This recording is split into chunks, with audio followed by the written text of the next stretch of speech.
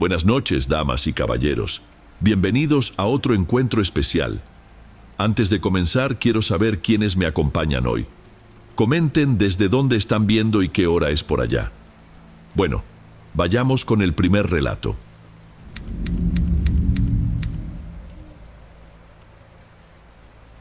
Buenas noches, Dom. Me llamo Rafael. Tengo 37 años y por más que me cueste admitirlo, estoy contra la pared.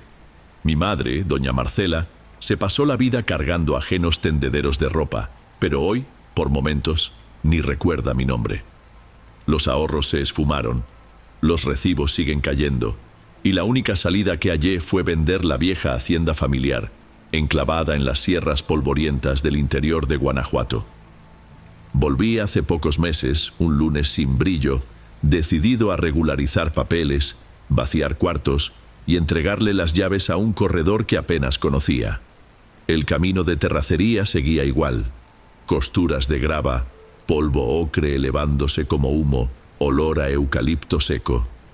Mientras conducía el coche prestado, el volante se me resbalaba en las manos sudorosas y pensaba en la montaña impagable de cuentas que me trajo de vuelta.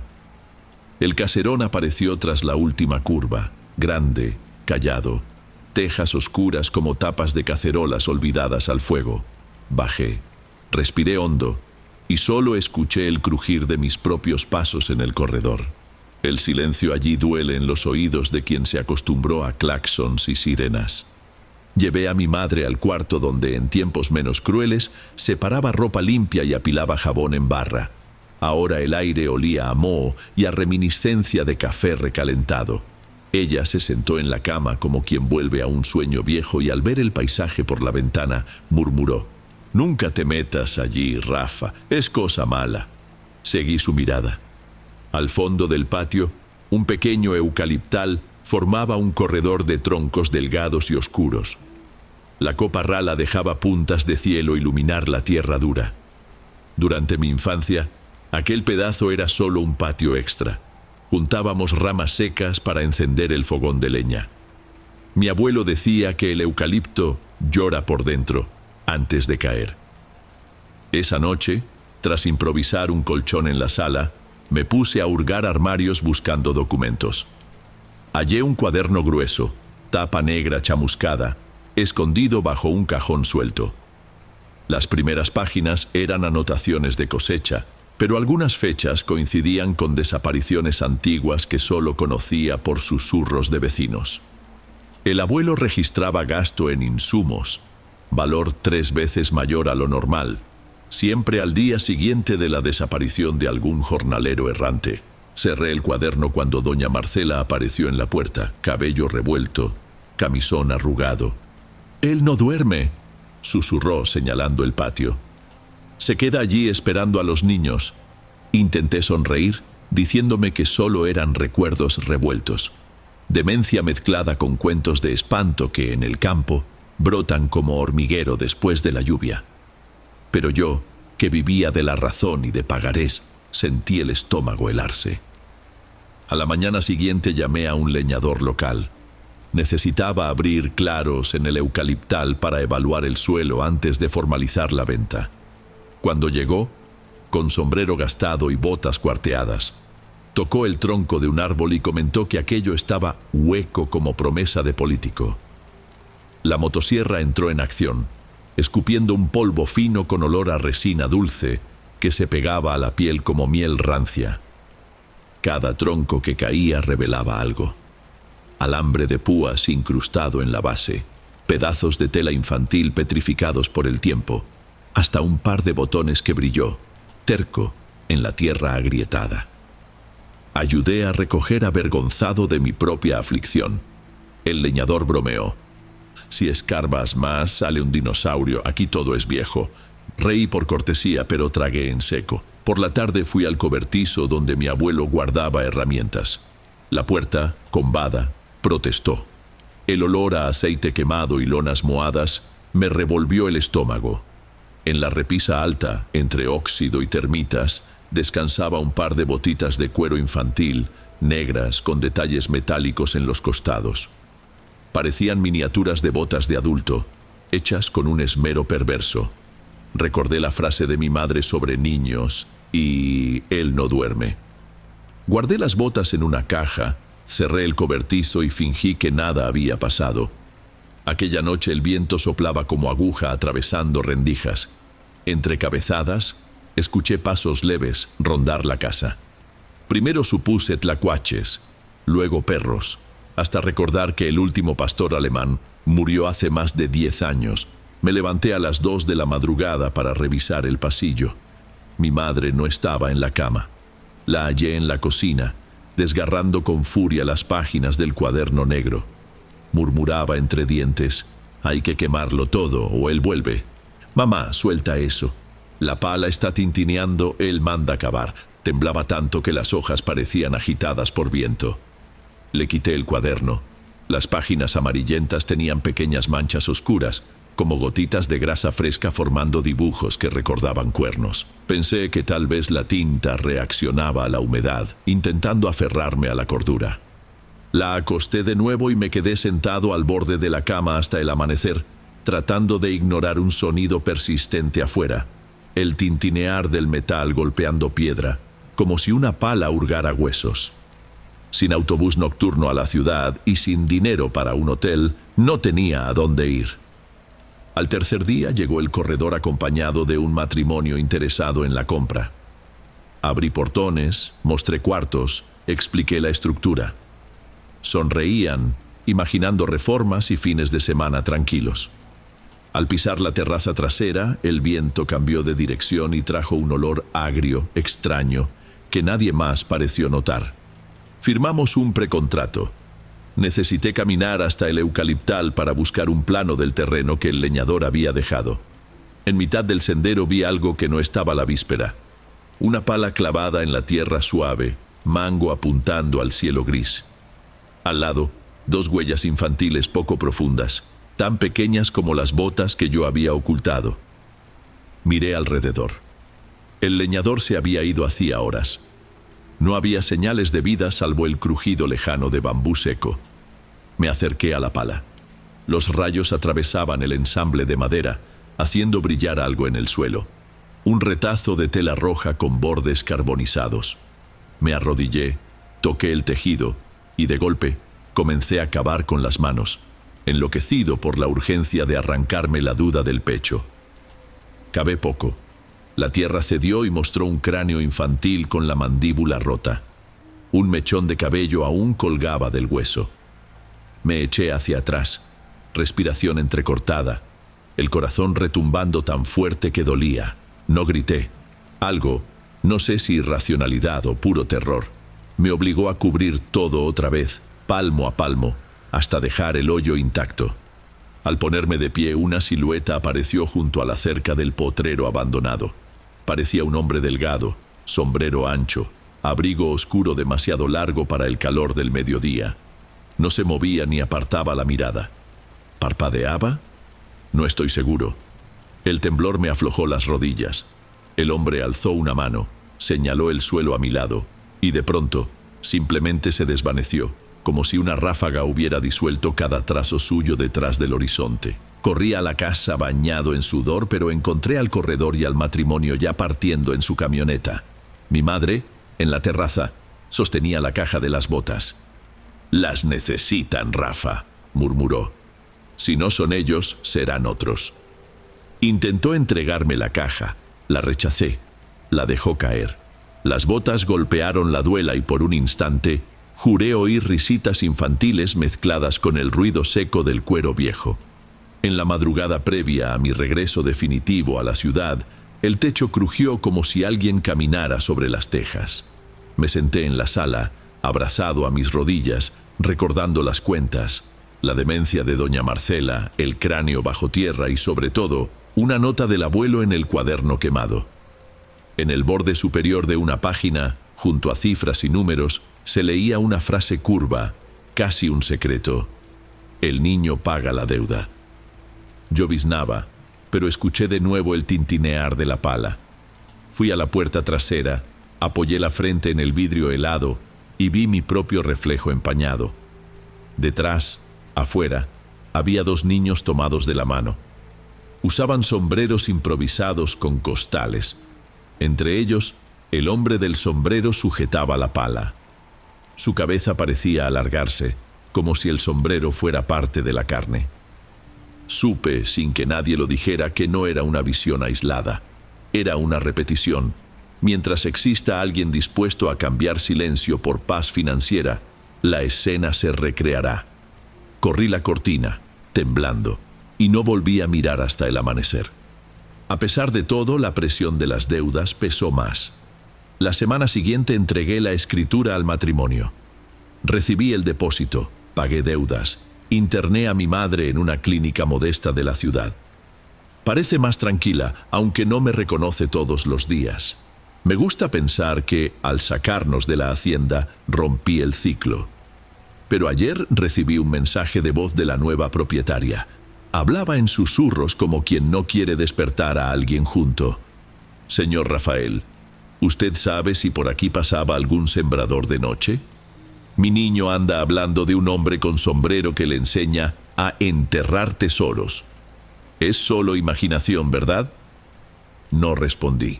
Apreté el celular hasta poner los dedos blancos y colgué.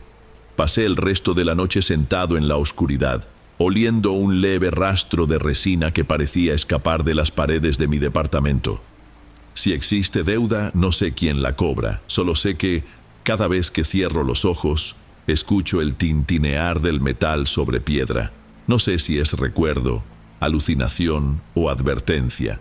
Solo sé que él no duerme. Antes de pasar al siguiente relato, asegúrate de estar suscrito al canal y de haber activado la campanita para recibir las próximas historias.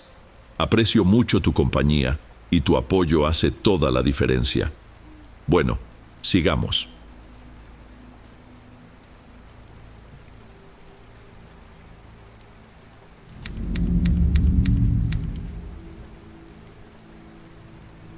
Buenas noches, Dom.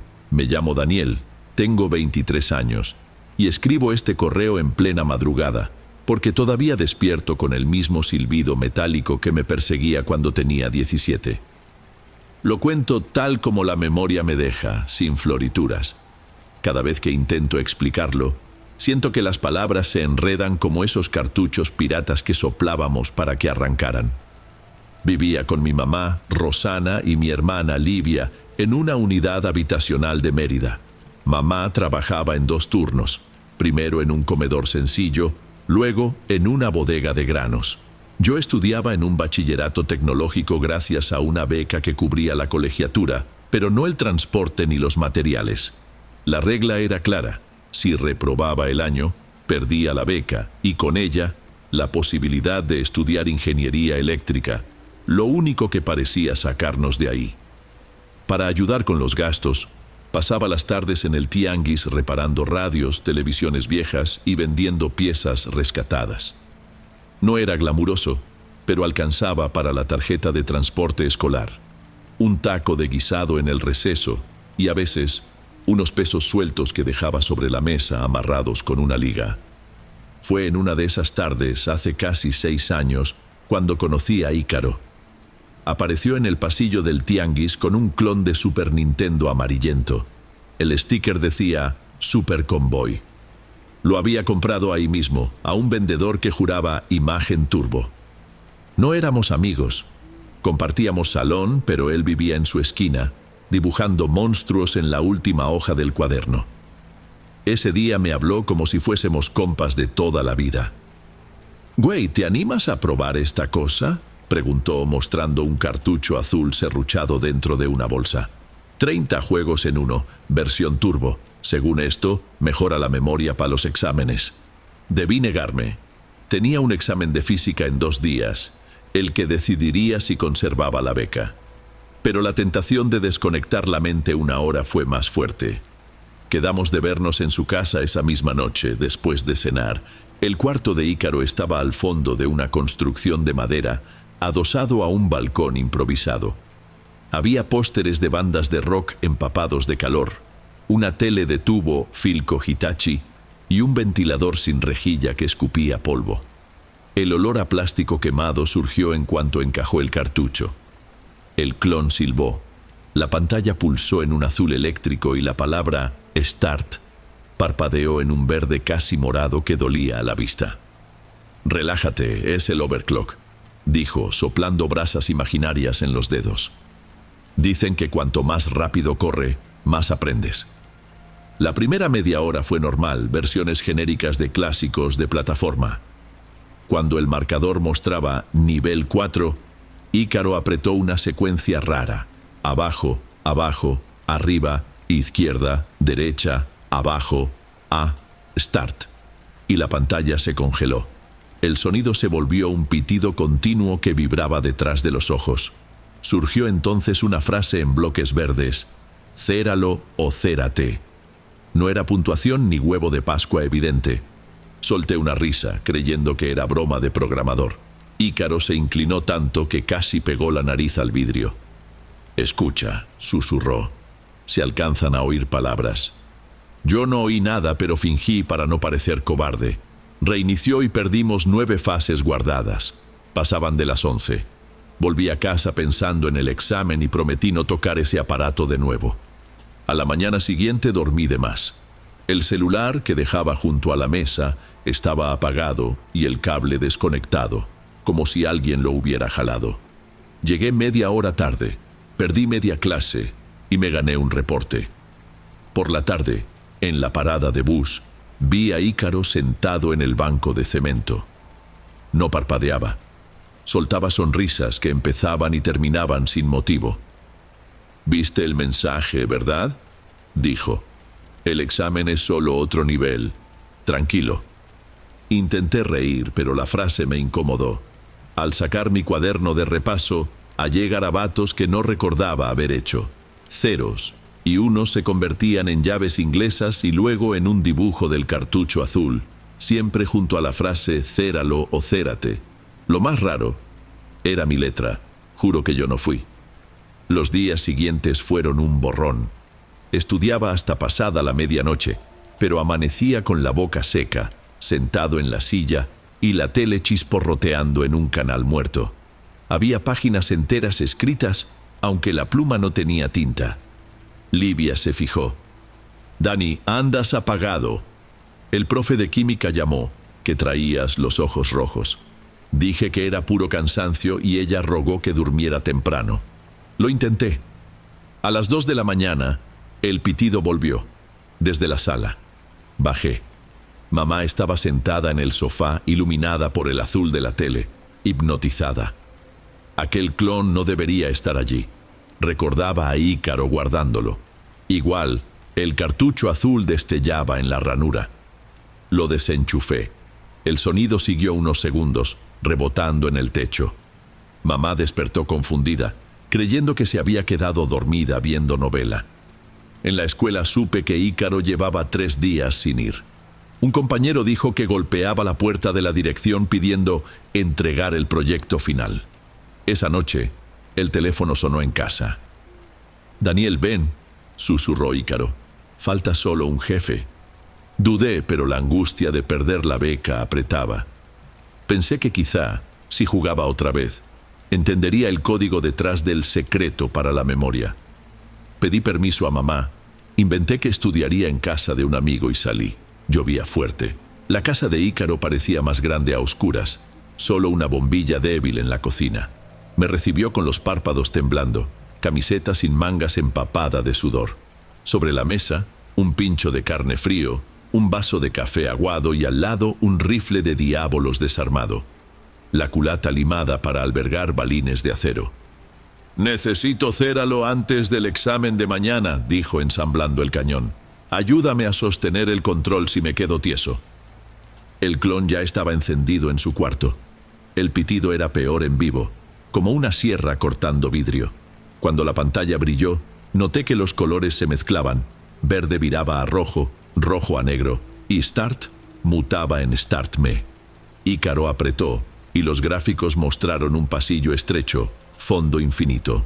El personaje, un muñeco sin rostro con algo que parecía el rifle. Encima corría un temporizador. 1 hora. Si no, céralo, repito, año. murmuró hablándole a la pantalla. Si repito, mi jefa me corre. No entiendes, Dani, es ahora o nunca. Apretaba el control tan fuerte que sus dedos palidecían. Las venas de los antebrazos eran cuerdas tensas. De pronto, sus ojos se pusieron en blanco y el cuerpo se arqueó, rígido. Recordé cuando lo vi pegado a la tele semanas atrás. El pitido subió de tono hasta desgarrar mis tímpanos. Me tapé los oídos, pero el sonido venía de adentro. ¡Ícaro!, grité. ¡Apaga esa porquería! No reaccionó. Entonces la tele mostró, sin aviso, nuestra imagen, como si alguien grabara detrás. Mi cara salía distorsionada, piel verde agua, y detrás de mí aparecía la silueta de una mujer, su mamá, con un cuchillo de carnicero. Al voltear, la cocina estaba vacía. Olí hierro, como monedas mojadas. Regresé la mirada. La silueta ahora blandía el rifle. El muñeco sin rostro apuntó a su sombra y disparó. La imagen vibró. El contador quedó en 0 y apareció otra vez. Céralo o cérate. Ícaro salió del trance respirando como si hubiera corrido una maratón. Tomó el rifle real, cargó balines y caminó arrastrando los pies. Intenté detenerlo. Me empujó con fuerza inesperada. «Lárgate», gruñó. «No te metas entre jugador y jefe». Antes de alcanzar la puerta escuché 2 chasquidos secos, no pólvora sino madera astillándose. Luego un quejido ahogado, platos rotos y silencio, salvo el goteo de algo. Temblaba. Mis pies no respondían. El pasillo parecía doblarse. Al fin llegué a la cocina. Su madre yacía cerca del fregadero, sangre en el hombro, el cuchillo a centímetros.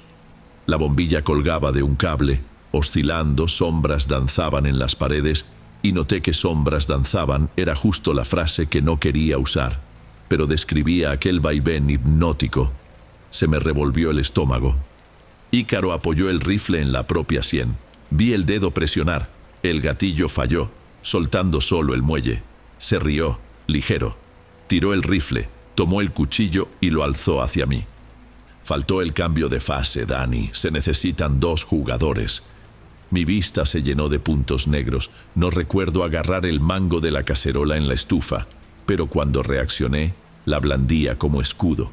La madre gemía, intentando gatear.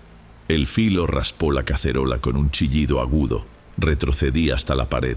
Él alzó la hoja.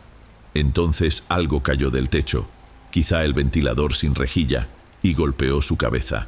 No lo tumbó, pero bastó para que yo pateara el cuchillo lejos. Segundos o minutos después, sirenas rompieron la noche. Un vecino oyó el silbido interminable y llamó a la policía creyendo que era una pelea doméstica. Ícaro no resistió. Se entregó como quien devuelve el control al hermano mayor. Su madre fue al hospital, viva, grave. Los agentes se llevaron el rifle, el cuchillo y el clon. Yo declaré confuso, incapaz de explicar por qué estaba allí.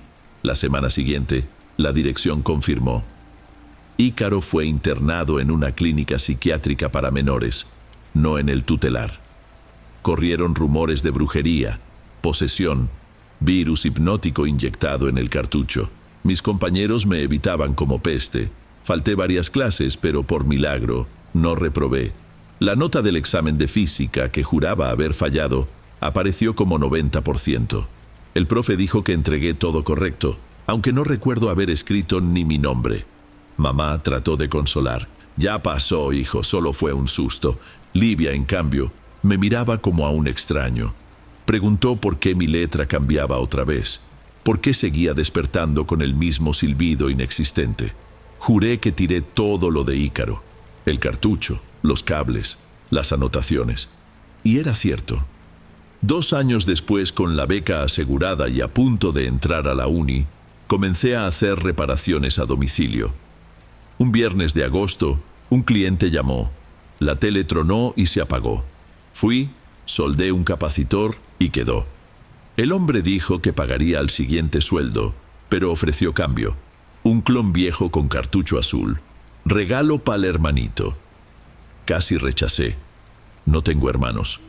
Mas la matrícula me ahorcaba. Y en el fondo, sentí curiosidad mórbida. Acepté. De regreso, el cielo parecía enfermo, nubes lilas como aquella franja extraña de la pantalla años atrás. En casa, dejé el aparato sobre el escritorio, respiré hondo y prometí no encenderlo. Pero el leve aroma a plástico quemado delató que los circuitos se calentaban, aún desconectados. Al tocarlo, un choque tibio recorrió mi brazo. En la tapa del cartucho alguien había escrito: ¿continuar? ¿Sí o no? Dentro de mi cabeza, el silbido metálico volvió, bajito, como mosquito de madrugada.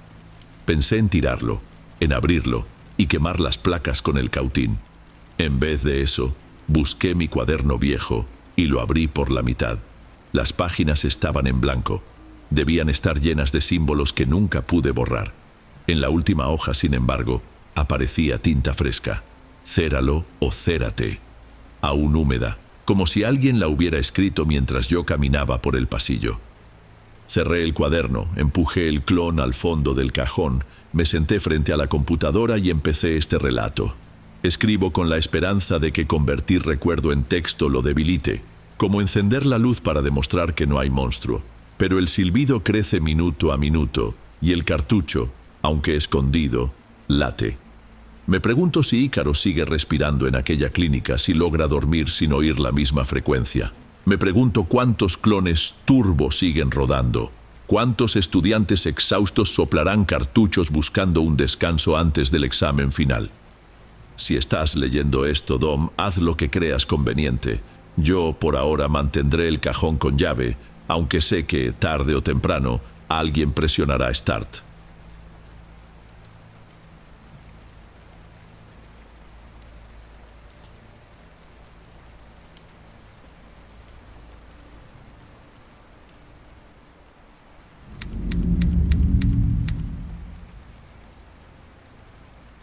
Mi nombre es Fabricio. Tengo 27 años y cargo un peso que nunca he confesado a nadie salvo a ti, que me escuchas ahora. Cuando todo ocurrió, tenía 13 años. Vivía en una unidad habitacional de la Ciudad de México, alternando los fines de semana entre partidos de fútbol en el patio común y almuerzos en casa de mi abuela. Las reuniones familiares eran ruidosas, llenas de risas, pero yo siempre me sentía medio fuera de lugar. Pasaba la mayor parte del tiempo en el cuarto del fondo, hojeando revistas viejas o recargado en la ventana imaginando otras vidas. Los domingos llegaban mis primas. Lara, de 12 años, era la típica alumna ejemplar. Fleco recto, mochila con llamas de colores y una libreta donde dibujaba corazones. La menor, Débora, de 9, seguía cada paso de su hermana como un pollito, imitando hasta la forma de sujetarse el cabello. No tenía mucho tema con ellas y, para ser sincero, tampoco me esforzaba. Me quedaba en los pasillos cambiando de conversación cuando me llamaban a jugar. Cierto domingo de enero, lo recuerdo porque el calor pegaba la camiseta a la piel, mi mamá contestó el teléfono justo después de comer. La voz de la tía Simona al otro lado sonaba como olla de presión a punto de estallar. Cuando colgó, me contó a grandes rasgos. Habían desaparecido la cadena de oro de la abuela, el anillo de compromiso que pasaba de generación en generación y un fajo de billetes de alto valor guardado en una Biblia antigua. La tía sospechaba de allanamiento, pero nada estaba forzado. Por impulso tomé mi celular, abrí la red social de Lara y, casi sin querer, encontré una foto suya frente al espejo luciendo un anillo idéntico al que mi abuela lloraba de nostalgia. Se lo mostré a mi mamá y pedí reserva. Ella prometió, pero la desesperación pesó más. Se lo contó a la tía al momento. A partir de ahí, la rutina giró en espiral. La tía no dijo nada a las niñas. Prefirió observar. Revisó cajones mientras ellas estaban en la escuela. Escudriñó el forro de la mochila. Miró bajo la cama. Hasta que, detrás de una pila de peluches, halló una bolsa de plástico con las joyas envueltas en un pañuelo y doblados como si alguien los hubiera contado y recontado, decenas de billetes de 500 y 1000 pesos. En vez de perforar el techo con gritos, se quedó callada, quizá intentando entender el motivo.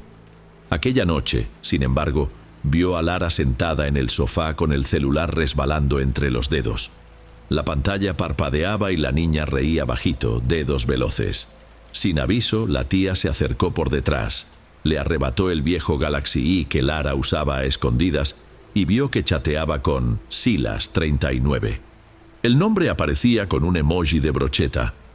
Sorprendió no solo la diferencia de edad, sino el contenido.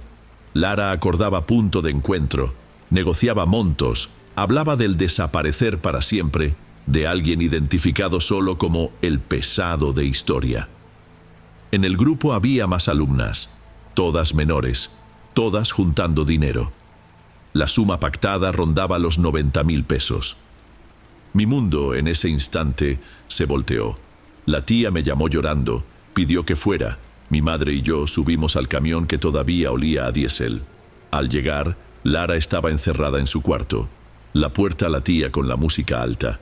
En el pasillo el ambiente era denso como humo. Debí quedarme al margen, pero la curiosidad me pudo. Mientras la tía telefoneaba al padre de otra chica mencionada en los mensajes, me senté en la sala, encendí el celular confiscado y empecé a husmear. Había audios de Lara que nunca se enviaron. En uno susurraba: «Nos filma en el salón vacío. Si reclamamos, sonríe y pregunta si queremos un 5». En otro, voz temblorosa: «Necesito librarme de este miedo, quiero verlo borrado». Cerré el archivo con el estómago revuelto. Para entender el siguiente paso, debes conocer el tianguis de los jueves que atraviesa nuestra calle. El olor a carne en la parrilla empieza antes del amanecer, se mete en todos los departamentos y, aunque rico, a veces fastidia a quien despierta crudo. Ahí decidió actuar la tía. Acordó con los padres de la otra alumna a traer al tal Silas, fingiendo ser la niña y pactando el pago final. Yo, claro, no debería participar, pero alegué que podía grabar desde lejos por si algo salía mal. Llegamos cerca de las 10, con el sol quemando la espalda. La tía me pidió quedarme del otro lado del puesto de verduras. Fingí interés en los tomates, pero tenía el celular listo. Silas apareció puntual. No llevaba máscara de villano. Vestía camiseta percudida, delantal de plástico manchado de grasa y en la mano una nevera de unicel de las que cargan carne. En cuanto recibió el sobre con billetes marcados, 2 policías, avisados por la tía, surgieron y lo rodearon. El hombre abrió los ojos, pero no huyó. Sujetó la nevera con firmeza, como si fuera su único escudo. Le ordenaron soltarla. La depositó en el suelo mientras ya le cerraban las esposas plásticas. Al abrir la tapa, el vapor caliente se esparció. Dentro había brochetas a medio asar, carne jugosa goteando grasa. Uno de los policías bromeó nervioso, diciendo que olían demasiado bien para ser prueba. Silas miró a mi tía y dijo: «La familia siempre vuelve por otro bocado». La frase me heló y nadie rió. En la delegación confesó a medias que solo hacía encargos cuando recibía fotos y pago. Alegó no saber de ningún profesor, que quizá era broma de adolescentes. Contaron después que las imágenes del caso se borraron desde un acceso interno no identificado horas más tarde, como si nunca hubieran estado adjuntas. El profesor de historia realmente desapareció. La escuela reportó la falta, hubo denuncia, pero la noticia se mezcló con otros casos. Nunca apareció un cuerpo. Los periódicos locales publicaron una nota breve y días después la quitaron. Quien intentaba entrar al enlace veía pantalla en blanco, sin error 404, solo el cursor parpadeando. En casa, la tía decomisó el celular de Lara. Yo ayudé a respaldar los archivos con la esperanza de entregarlos a la policía escolar. Fue cuando hallé un audio inédito. Voz de hombre, grave, sonando ahogada, como grabada dentro de un closet. Decía: «Quien come de mi puesto lleva secreto en el estómago». El archivo terminaba con un chasquido seco. Esa semana empecé a oler carne asada en lugares insólitos, en el elevador, en el aula, incluso en mi cuarto por la noche. Creía que era sugestión, pero a veces amanecía con el olor impregnado en la almohada. Y hubo algo peor. Cierta madrugada oí voces en el pasillo. Abrí la puerta despacio. Lara estaba sentada en el piso, audífonos puestos, mirando la pantalla negra de un celular apagado. Murmuraba algo ininteligible. Al verme, se encogió como animal acorralado. ¿Crees que soy mala? Nadie es solo una cosa. El profe lo merecía. Su carne. No estaba tan mal. Me ericé, pero no respondí. Ella se levantó, tropezando, entró a su cuarto y cerró. Me quedé inmóvil, el olor a parrilla subiendo del suelo aunque todas las ventanas estaban cerradas. Los meses siguientes fueron de silencio forzado. La escuela cambió de dirección y corría el rumor de que el profesor había huido por deudas. La tía metió a Lara y Débora a terapia. Supimos que Silas salió pronto falta de pruebas sólidas. El vecindario retomó la normalidad, pero yo no lograba lavar el olor a brocheta de mis narices. 14 años pasaron, ya trabajaba lejos y casi no visitaba a la familia. Un día pasé por el tianguis de la vieja calle solo por nostalgia. Los puestos habían cambiado, pero seguía un carrito de brochetas en la esquina. El joven que atendía era muy chico para ser Silas, pero llevaba el mismo delantal plastificado. Pregunté por la receta del adobo, sonrió diciendo que era tradición familiar. Compré una brocheta para llevar. Di 2 mordidas y un escalofrío subió desde el estómago. El sabor era bueno, pero sentí algo duro. Escupí en la bolsa, un pedacito de papel aluminio enrollado en un cabello largo y oscuro. Casi vomité. Tiré la brocheta y me fui a prisa. Esa noche, incapaz de dormir, abrí las carpetas del viejo respaldo. Muchos audios estaban dañados. Otros habían desaparecido. Quedaban solo segundos de fritura, pero con audífonos juraba escuchar susurros. ¿Ya probaste? Entre líneas de código roto hallé un archivo de video sin extensión. Lo ejecuté. Apareció un pasillo escolar tembloroso, casilleros oxidados, el profesor caminando solo. La cámara estaba baja, como si quien filmara fuera un niño.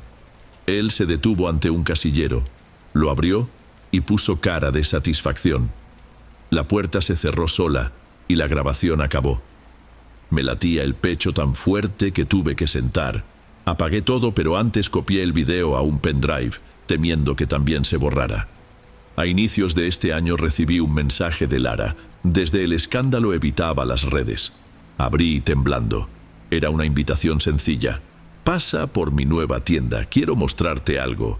La dirección era en otra colonia. Fui, quizá buscando paz. La fachada discreta, carnicería artesanal. Adentro, todo impecable, acero inoxidable brillando bajo luz fría. Lara, ahora de 26, sonrió al verme. Llevaba un delantal blanco inmaculado. Detrás, un congelador vertical mostraba cortes al vacío. Señaló una pieza grande, rojiza. Este es nuestro prime rib, suave, sabor intenso. ¿De qué animal? De crianza propia. Respondió sin parpadear. No compré nada. Regresé a casa con náusea y miedo, no de fantasmas, sino de lo que la gente viva puede esconder bajo delantales limpios. Desde entonces, el olor a parrilla invade mi cuarto de vez en cuando, aún con las ventanas cerradas. Tal vez sea solo recuerdo. Tal vez no. Mientras grabo este testimonio, tengo sobre la mesa un viejo pincho metálico que encontré en una caja de zapatos cuando cambiamos los muebles de mi abuela. Está limpio, sin óxido, pero la punta parece recién afilada. Pienso llevarlo a la policía, pero ¿qué dirían? Es solo un pincho de cocina, objeto común, sin huellas, sin pruebas. Así que te pregunto, ¿cuántas veces, por prisa, has comprado carne en cualquier esquina?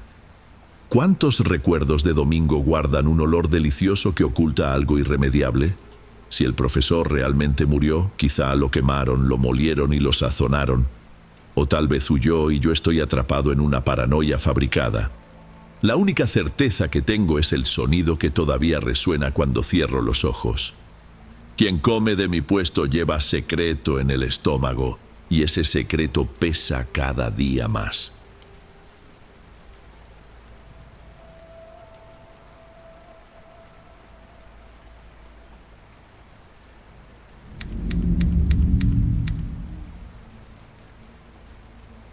Buenas noches, Dom. Me llamo Hugo, tengo 32 años y necesito desahogar algo que me atormenta desde que era un chamaco de 14, cuando vivía en un rancho de la región cañera de Veracruz. Hasta hoy, cada vez que el viento golpea las tejas en la madrugada, juro que escucho un crujido de alas que nadie más parece notar. Tal vez sea solo memoria, tal vez otra cosa. Te contaré cómo empezó todo, tal cual pasó, y tú decides.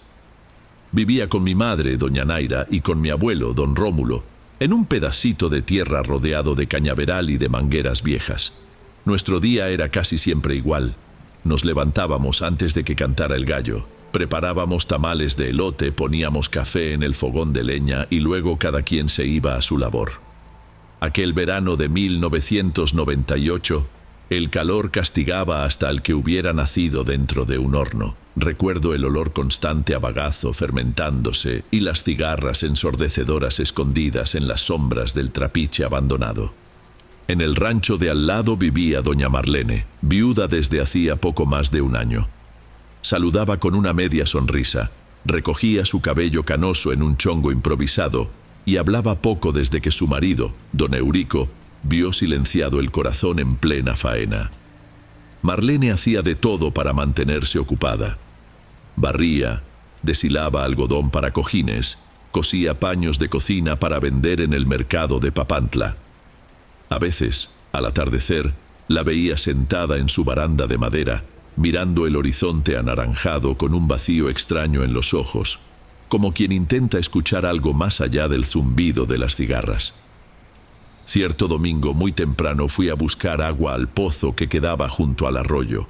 Al cruzar el patio de Marlene, me topé con ella saliendo del monte, cargando en brazos un bulto cosido deprisa con una sábana floreada. De dentro venía un ruido ahogado, algo entre gruñido y silbido, nada parecido al llanto de un recién nacido. Se sobresaltó al notar mi presencia. «Buenos días, Hugo», murmuró apretando la tela con cuidado. «Sigue tu camino, mijo». «¿Se lastimó, doña?», pregunté, pues había un hilo de sangre en el pliegue de la sábana. «No es nada», dijo con la voz temblorosa como hoja de huizache. «Solo me arañé con una espina», no insistí. Pero aquella imagen no se me salió de la cabeza. Esa noche, durante la cena, lo comenté. Mi madre frunció el ceño, pero mi abuelo, supersticioso, soltó la cuchara de madera. «¿Viste sangre y escuchaste un silbido, nieto? Puede ser el bicho del agua y esa criatura no anda sola», advirtió, persignándose. Me pareció exageración de viejo. Sin embargo, 2 días después, al volver de la escuela, noté algo distinto. El patio de Marlene despedía un olor fuerte a carne cruda, aunque no hirviera ninguna olla en el fogón. Peor aún, vi 3 serpientes coralillo degolladas en una batea de barro, alineadas con cuidado como si fueran pescado limpio en tablón. Cuando ella me vio espiando por encima de la cerca, corrió a cubrir las víboras con un costal. «Chamaco curioso acaba mordido», regañó sin rabia, solo un cansancio hondo. «Vete a tu casa antes de que oscurezcas». Esa misma noche desapareció la perrita de mi prima. Empezó ahí una racha de ausencias. Gallos, conejos, cerditos. Todo el rancho se puso en alerta. Algunos culpaban a caracaras hambrientas, otros a algún armadillo de 9 bandas osado. Mi abuelo susurraba que ningún animal obra tan callado. Pasó otra semana. Estábamos en la baranda, respirando la poca brisa que venía del valle, cuando Marlene llegó a nuestro portón con aquel bulto, ya abierto. Lo que salió parecía una criatura de unos 4 meses, pero había algo fuera de lugar. La piel, translúcida, mostraba venas azuladas. Los ojos, de un gris casi plateado, recorrían todo sin parpadear. No lloraba, soltaba un silbido bajo y constante. «Es mi nieto de crianza», explicó Marlene ahogándose en excusas. «Lo hallé cerca del pozo, no había alma viva. Es tranquilo, no despierta a nadie en la madrugada». Mi abuelo tragó en seco. Mi madre, enfermera en la ciudad, intentó examinar al niño, pero Marlene retrocedió. «¿No cree mejor llevarlo con el doctor Tadeo?», sugirió mamá. Él sabe de piel delicada. «¡Me lo van a quitar!», gritó Marlene con los ojos vidriosos. «Es lo único que me queda». Después que se fue, mi abuelo me jaló de la camisa. «Ese chamaco no viene de bendición. Lo que crece en silencio no es obra de Dios», sentenció, escupiendo al suelo. Reí, incómodo. No creía en maldiciones. Aún así, empecé a evitar el sendero junto a la casa de Marlene de noche. Igual, cada madrugada, un chillido metálico venía con la brisa caliente, como freno de carreta oxidado. Un día perdí el miedo y espié por la ventana entornada. Casi me caigo del susto.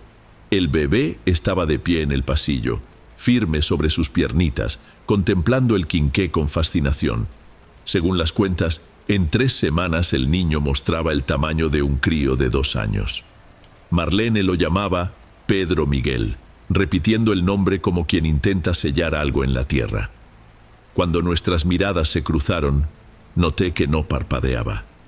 Solo ladeó la cabeza y soltó aquel silbido que subía y bajaba, como una flauta desafinada. Se lo conté a mi madre. Dijo que Marlene quizá criaba un niño enfermo, de esos que nacen con condición rara, pero nadie supo de mujer desaparecida ni de bebé robado en hospitales cercanos. Entonces vino la segunda gran señal. Ayudaba a mi abuelo a cortar leña cuando, en un rincón del terreno, encontramos el tambor de agua de lluvia volcado, y dentro flotaba el cadáver de una boa enorme. La cabeza había sido arrancada de un tajo limpio. Lo más aterrador era el olor dulce que salía del tambor, mezcla de fruta pasada y fierro viejo. Aquella noche dormimos poco. Madrugamos porque mi abuelo decidió visitar a Marlene. Al llegar, escuchamos golpes de machete en el patio.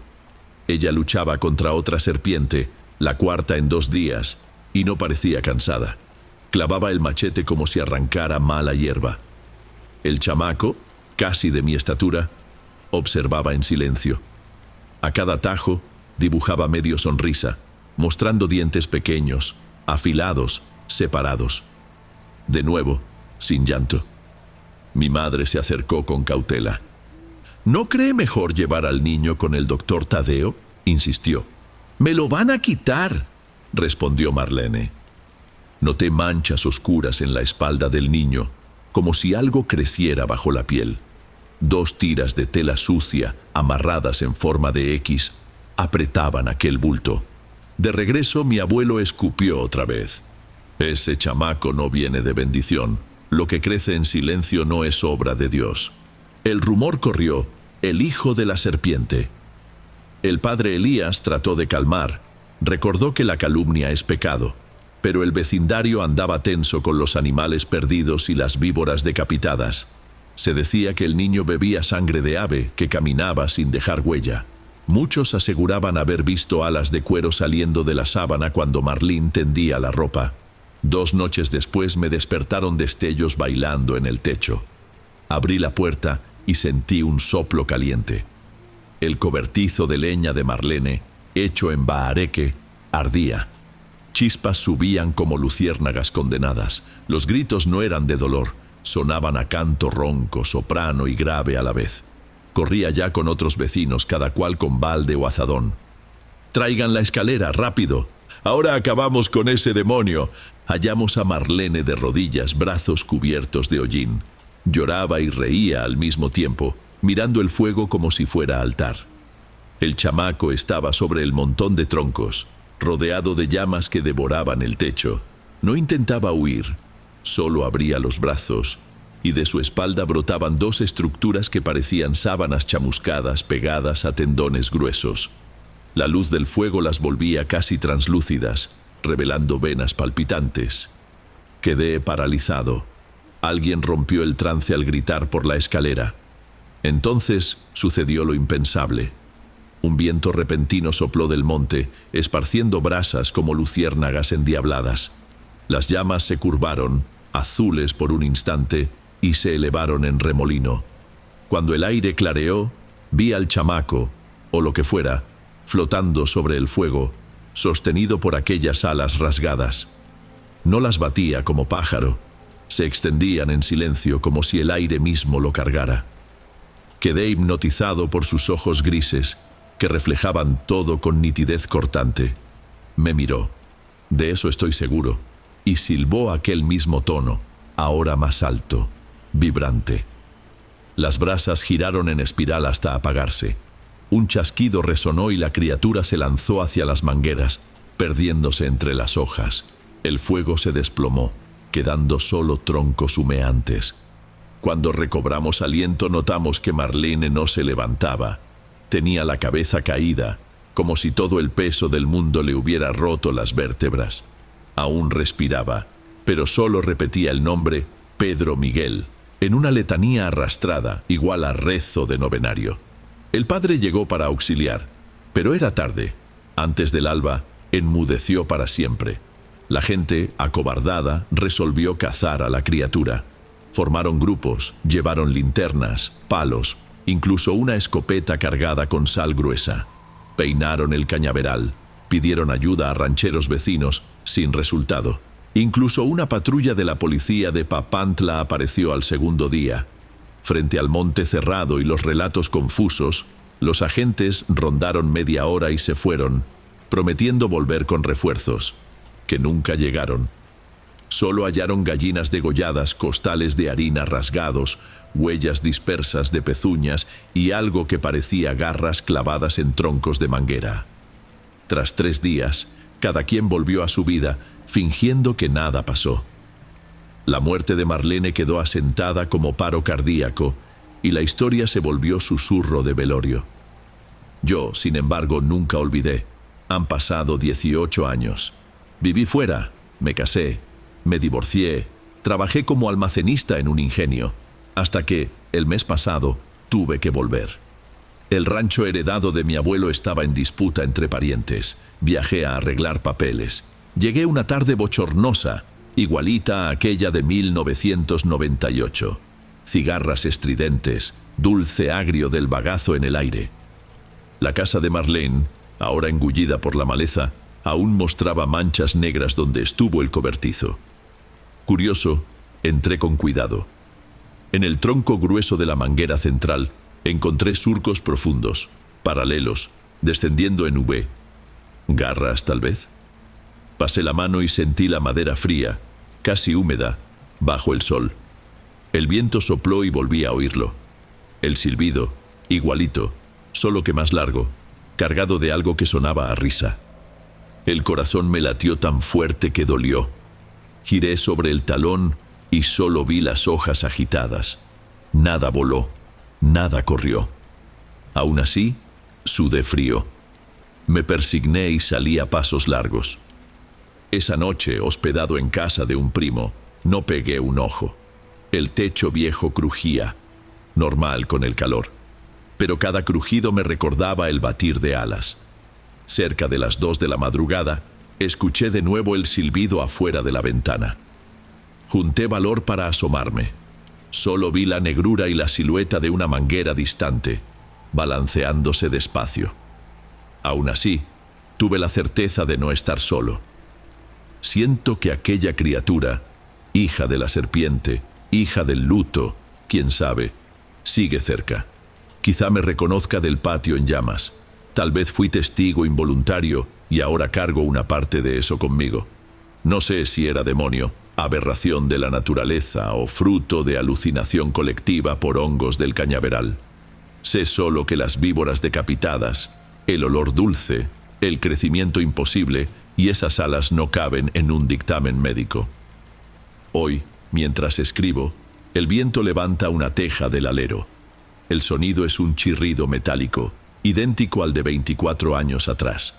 No quiero levantarme a mirar.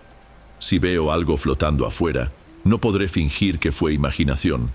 Así que Dom, confieso, no sé dónde termina lo real y empieza lo imposible. Pero si escuchas un silbido fuera de tiempo, no lo ignores. Puede ser solo el viento, o puede que algo esté esperando que alguien vuelva a creer.